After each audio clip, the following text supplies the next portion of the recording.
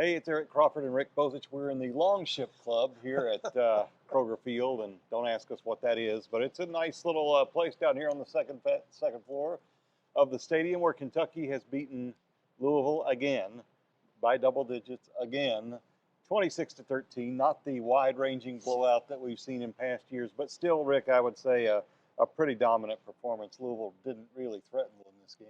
Yeah, I mean, it has to be disappointing. Louisville had just moved up to number 25 in the college football playoff poll rankings.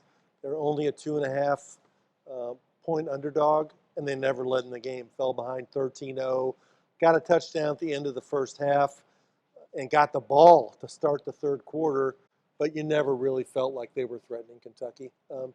Just didn't have the passing game, couldn't create any turnovers. This is a team that lived on the turnover this season, and they lost the turnover battle in this game, 3-0, and you know they're not good enough to overcome something like that. No, can't do that. And a couple things I thought Louisville did better than I thought they would. They ran the ball better than I thought they would. Yeah. Jawar Jordan was really good, 145 yards I think in this game, and he had a fantastic leaping run that set up that first half score. And when they scored that touchdown before the half, I'm like, they're down 13-7. They forced 2 field goals. Kentucky got in the red zone a lot and didn't score touchdowns. They had 4 field goals in this game, which it could have been a lot worse on the scoreboard. But at that point, I thought, well, if Louisville comes out in the second half and scores, this is a ball game and it's going to go to the end. Instead, they came out and couldn't move the ball. It was Kentucky's defense that made the statement to start the half. They pushed the lead out, and that's pretty much that. Yeah, I think what you're talking about is if they score, then they kind of put pressure on Kentucky to then come down and put points on the board. They get the crowd maybe a little apprehensive. Game pressure. It never happened. It seemed like the entire second half, all we saw was Kentucky making plays, and then you look up on the video board, and there's Kentucky fans doing the L's down thing over and over and over again. And, you know, they just haven't been good enough at quarterback this year. When Malik Cunningham hasn't been healthy recently. When he was healthy, he did some good things running the ball. But in terms of an overall passing game, Louisville's passing game was just too inconsistent this season.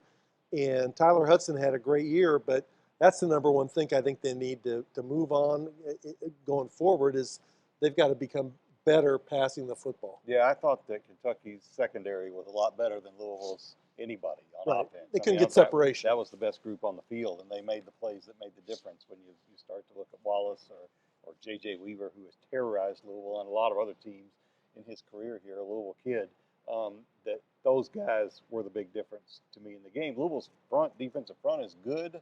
I thought they stood up well to Kentucky. They didn't get at Levis as much as maybe we thought, but I thought that, the physical dominance that we've seen in these big blowouts in past years wasn't there. No. But it was there enough. I thought it was. Will Levis, I thought he was just good enough. He was 11 of 19, but it's not going to blow you away. But 17 yards of completion, that's a big deal. Scouts are like that. Quarterback rating of 175.7, 2 touchdowns, 0 interceptions, which is a big thing for him. Dare I say that's a performance to go out on. We may not see him again in college. I'll be fascinated to see where he's drafted. He hasn't had a great year, but this was a solid night, and solid is maybe all they need from him. Yeah, and I thought the game plan was pretty conservative. Yeah. It was obvious once they were ahead by 2 touchdowns in the second half that they were playing to burn clock and to not turn the ball over and put pressure on Louisville and make Louisville have long drives to create any points. And they finally got a touchdown with about 7 minutes to go on that pass from Brock Doman to Tyler Hudson. But still, you never thought at that point that Louisville was any threat to win the game. And the key play of the game to me was the play in the third quarter when Malik Cunningham was trying to make a play, was trying to get the ball to Hudson, but he threw into triple coverage. And he didn't see the linebacker underneath, and then Wallace makes the interception, returns at 19 yards, and then Cunningham re-injured his shoulder making the tackle. That kind of summed up the whole day, really, Eric. That was the ball game right there. And if that wasn't, the other big play I thought in the first half, Louisville had a 4th down, close in field goal range, and instead of kick the field goal and make it 7-3, they decide to go for it and they don't get it. Not getting points there, I thought, hurt them a little bit psychologically. I thought they should have just kicked it and maybe try to get a stop, play off of that little bit of momentum.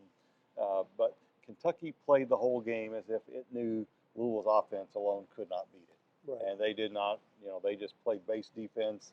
They kept Louisville in front of them and basically said, you're going to have to execute to beat us, and Louisville didn't. And they played offense accordingly, where they just got it down the field, kicked field goals when they had to. And simple win for Kentucky, but effective because you win by double digits. Yeah, and it gets them to 7-5. Louisville at 7-5.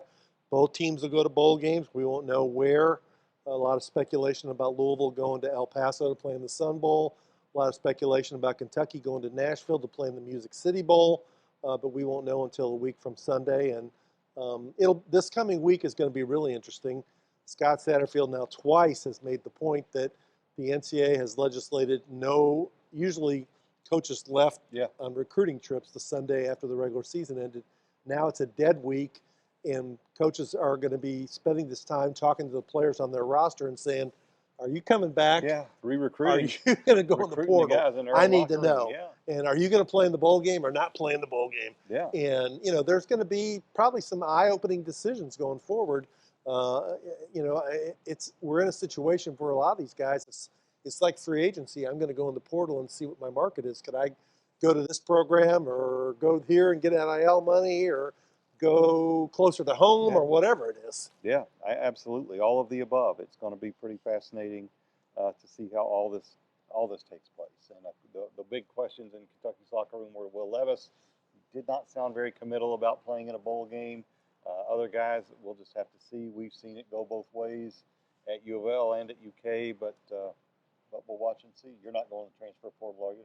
I don't know. There's no transfer portal for us. We got nothing. No, I mean, it'd be interesting to see because you probably get to the point now where it's a family decision or it's a decision you make in conjunction with an agent. And if you're projected now to go somewhere in the first round, do you really take the risk of playing in a bowl game and go through extra practices and injuring a knee? We saw guys get hurt in the last weekend of the season. Look at all the guys on Louisville's roster who are already hurt. Malik Cunningham's hurt. Tyan Evans didn't play in this game because he's hurt. It's a violent game, so you have to. There's only so many hits you can take, so you understand whatever decision Will Levis makes. Yeah, maybe they should do this. If you transfer now, you can play for your new team in the bowl game. Don't give them that idea because they're going to do it. We'll have in-season transfers. Can Louisville pick up a quarterback for the bowl game? Can they do that? I don't know. We've got a lot of stuff. We'll talk about this a lot in the offseason and those kinds of things. What Louisville needs to do in recruiting, where Kentucky goes. Kentucky's in kind of a transition here too. It's what do they do at some of these? Louisville's got a good recruiting class lined up, better than Kentucky's by far at this point. They're better than they've ever had. So can they keep those guys in the fold? So a lot of interesting things to watch moving forward, including what the bowl destinations are. But for now, it's another same old story, I guess. I haven't said Commonwealth Stadium yet, but I've almost said it several times. When you're sitting here, it doesn't feel like Commonwealth Stadium. No, this feels like this is a beautiful new an NFL stadium. This is a beautiful club situation they have here, and a lot of good work they've done on the stadium here. And we will continue our football talk here in the future. But thanks for watching us here on our WDRB Now app and elsewhere online. You can check out Rick's column at WDRB.com from the game. Thanks for watching.